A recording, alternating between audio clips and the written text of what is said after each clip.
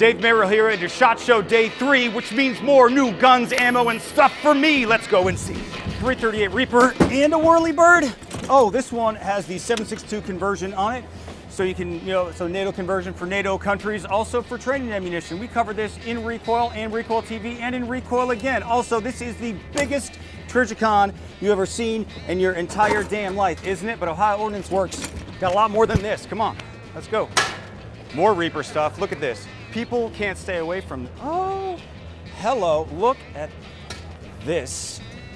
Look at the lightning on that barrel. That helps with barrel cooling on there. The dimpling, dual 240s. So when the M240 Bravo, I think is the best medium machine gun ever given from God to man. And they got two of them with a center mounted EOTech. Look, it's no Dillon Arrow 503D, right? But damn, and the whole friggin' thing, right? So you can be back here, right up here. How many guns we got? Here, here, and for some reason, you over here in the back, you're dismounted. Man, we got everything. This was my introduction to how Ordnance Works was honestly when they were doing weird stuff with AKs, but they did a lot of stuff with M249s. But this is the H car. This is a modern, upgraded Browning friggin' BAR, right? So I think there's plenty of videos of Arlie Army doing walk and fire with this, but this is modified, shoulder fired. What it reminds me of is the weird upgrades that Marines would give on Navy vessels in World War II before Iwo Jima, stuff like that. Same kind of feeling.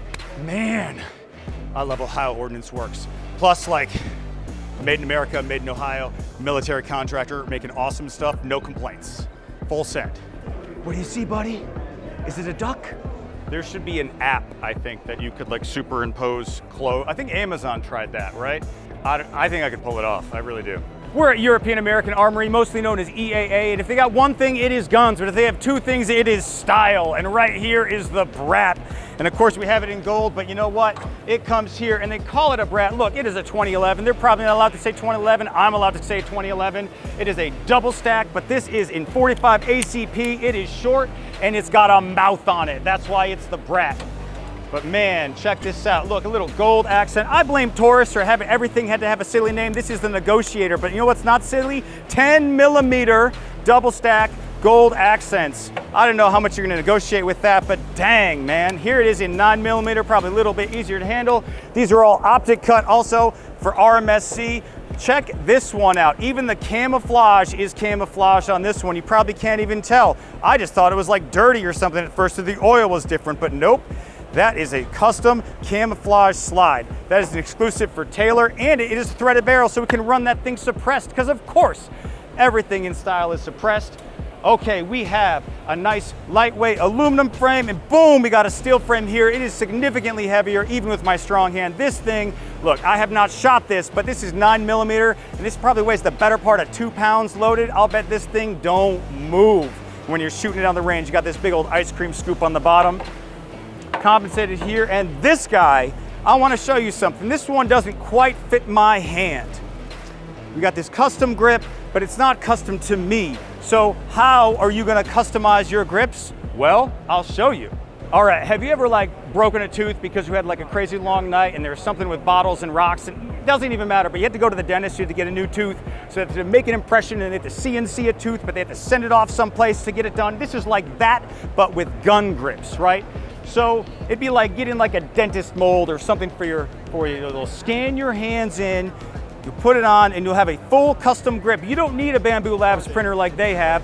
They do it all for you, and it would be a completely custom grip for you, for your gun.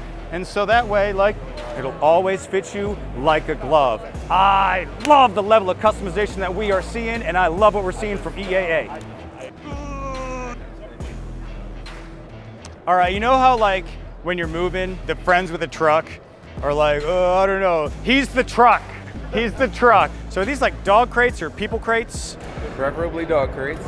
Hey, what's up? We are at Canik. If you're overseas in Turkey, they would call it Canik, but since there's a C in it and we're in America and it's pronounced with a C, it is Canik in the United States. We have been covering these pistols since recoil number 18. We're about to hit recoil number 78. It was our first indication of what the Turkish gun industry was going to become. And what they're showing off right here is the Mete Prime. Check this out. It is optic ready. You can get it with or without an optic. Otherwise, it is RMSC compatible.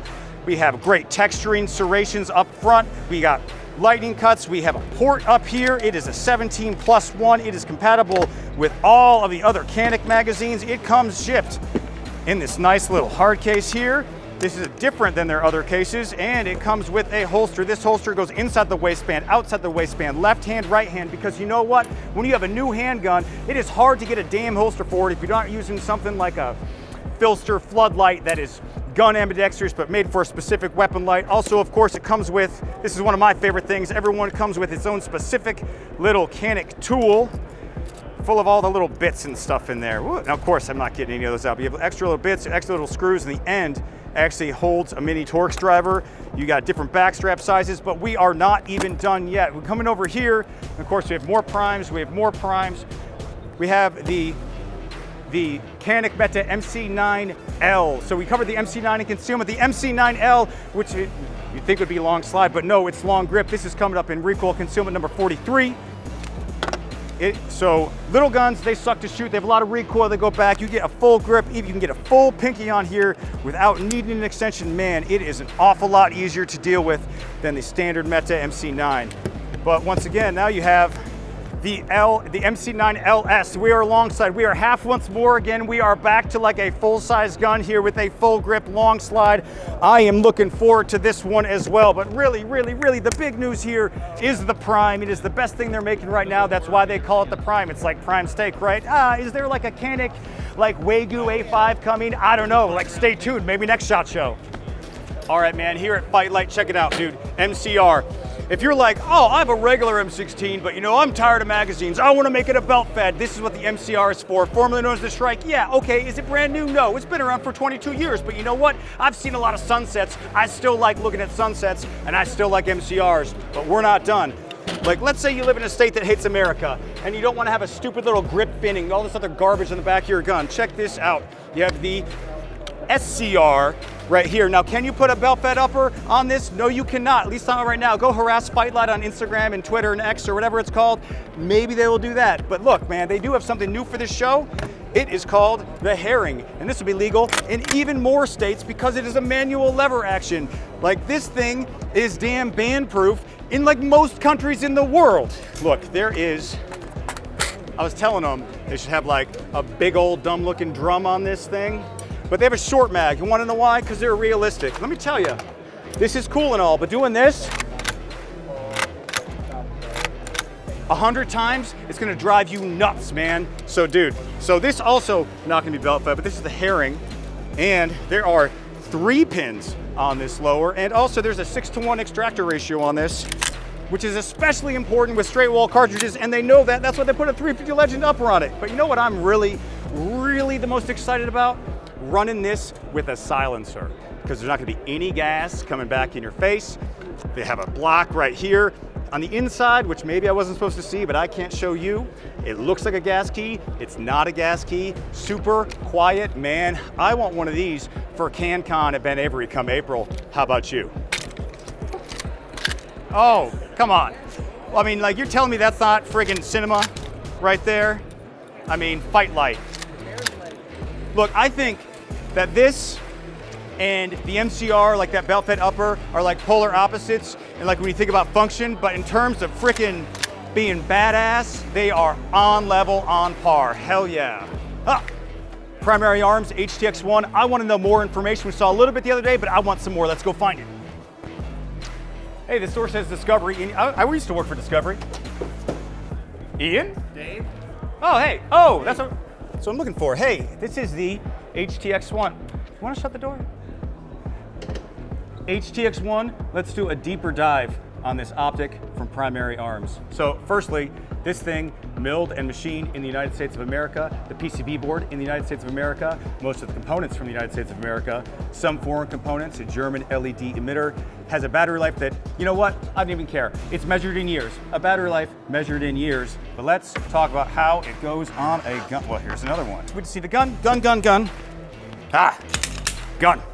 All right, so this has an RMR footprint. However, there's multiple footprints for the HTX-1.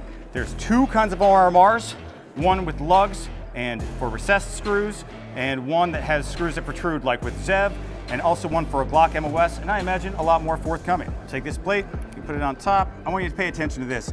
These are Torx fasteners, right? So the thing is, there are so many companies, so many gun companies, for some reason, will like use an Allen key for something like this. But when you're doing something that takes torque, and this is 12 to 15 inch-pounds, not foot-pounds, you will break everything, you do foot-pounds, 12 to 15 inch-pounds, you will strip out a freaking hex key so fast with stuff like this. So Primary Arms, it's the small things like that on top of everything else about this optic that you know is good to go. So these go here, this is like your base. Then the HTX goes on top. Notice these holes right here, these holes up top. Now there are 4 screws securing this optic. 1, 2, 3, 4. T10 and a T15. And these are all the same fastener, right? All 4 of these? So the ones you're putting on are a little bit shorter. The ones that go on the side are the longer ones. All right, so that's something to pay attention to when you're installing this. Is there a particular order that we should be installing these in?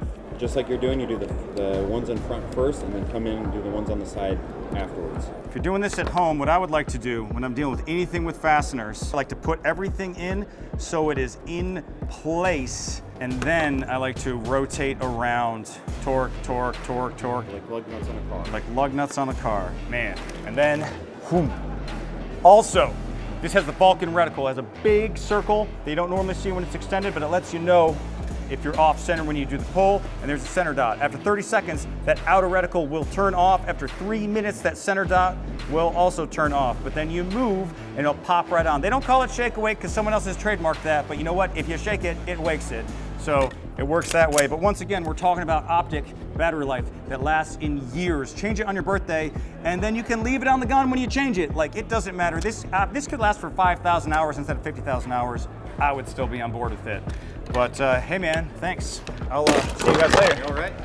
All right, we're gonna go to the basement. Let me tell you, we call it the basement, we call it the dungeon. It is the downstairs at SHOT Show. The thing about this, I'm not gonna say desperation, they are hungry down there. Because in order to get a booth up there, there needs to be space. It's like when you're a kid and you're at the kids' table at Thanksgiving, and like you love grandma, it's gonna be a tragedy when grandma goes, but when grandma goes, you get to go to the adult table. That is kind of what the basement is like. But look, why I love guns in general, especially silencers in particular, is it hasn't been taken over by like foreign cheap manufacturing. Not really.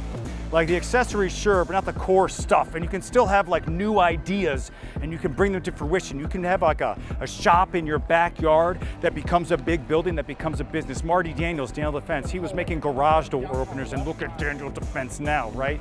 You find that down here. A lot of this you'll never see again. Some of it you will. And I think what I normally see, I see a company with like a new product and they don't make it.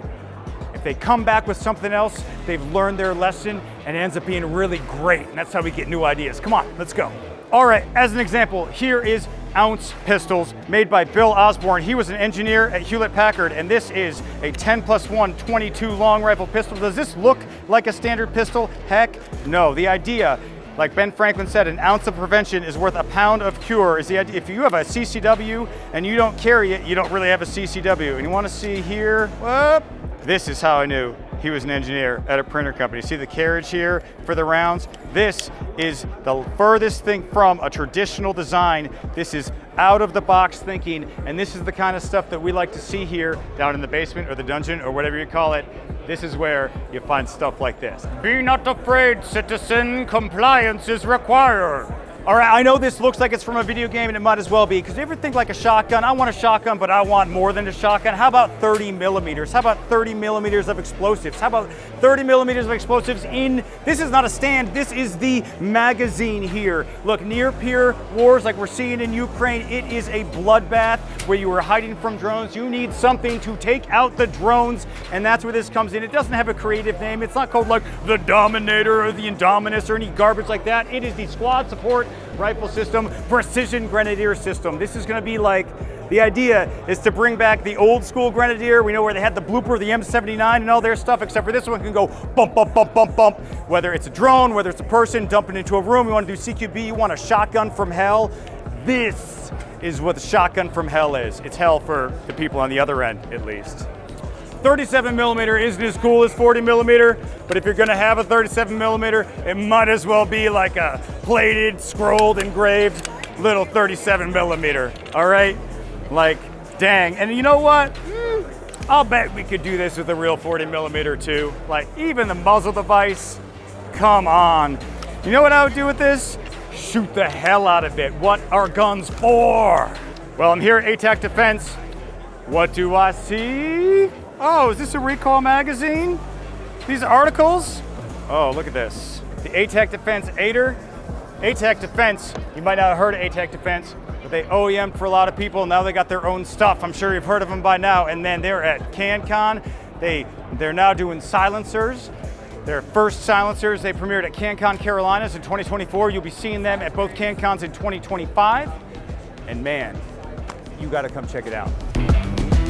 All right, this is Ross Martin, like the American Eric's, but like the main thing is I want my guns displayed like this at home. Like, boop. Like, come on. Tell me that that is not freaking cool. Like, imagine walking into a room, screw the John Wick drawer. I want like weird alien lights. I want it to be display and I want it to be functional. And be like, what am I gonna bring with me downstairs? I want to have indecision. Someone breaks into my house, I want to have indecision about what suppressed handgun I'm gonna grab to take care of business. I think that is the way to live. The red underlights looking like tech noir. Oof. Is it a revolver? Is it a rifle? Is there a difference? Does it even matter? I don't think there is. Look at this. This was one of the original ways that they were going towards the carbine. You know, the blend of the handgun and the rifle. They were making these revolving rifles. Man, 150 years ago. They say what's old is new and what's new is old, but dude, they were doing this mid-19th century and it is back, baby. Woo! And not too bad. Ugh. All right, so this finishes day 3 of our SHOT Show coverage from inside a armored, I don't even know what this is, man. We gotta record this elsewhere. I think I'm locked in. I don't know, we're screwed.